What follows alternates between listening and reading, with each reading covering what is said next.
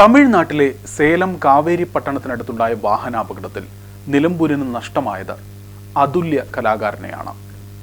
നിലമ്പൂർ വെളിയന്തോട് ജവഹർ നഗറിൽ നിന്നും ഉദയം കൊണ്ട ഉണ്ണികൃഷ്ണൻ എന്ന കലാകാരൻ കേരളത്തിലെ അറിയപ്പെടുന്ന കലാസംഘങ്ങൾക്കൊപ്പം വേദി പങ്കിടുന്ന സമയത്താണ് അത്യന്തം വേദനാജനകമായ അപകടമരണം സംഭവിക്കുന്നത്.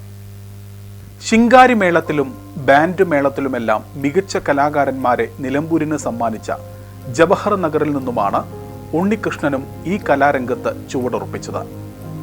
ഇവിടെ ആരംഭിച്ച സ്വരസുധ എന്ന ടീമിൽ നിന്നും തുടങ്ങി ഇന്ന് ആയിരക്കണക്കിന് വേദികൾ പിന്നിടുന്ന തിരൂർ ന്യൂ സംഗീത എന്ന ടീമിനൊപ്പം എത്തി നിൽക്കുകയായിരുന്നു ഉണ്ണികൃഷ്ണന്റെ കലാജീവിതം.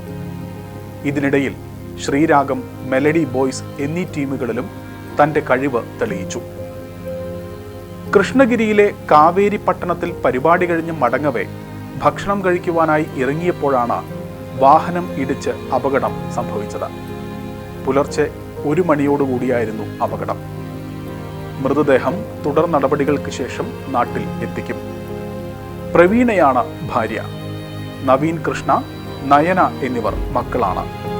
നീലാണ്ടൻ പിതാവും കുഞ്ഞിപ്പെണ്ണ് മാതാവുമാണ്. ഉണ്ണികൃഷ്ണന്റെ അകാല മരണത്തിൽ അത്യന്തം വേദനയിലാണ് ജവഹർ നഗർ.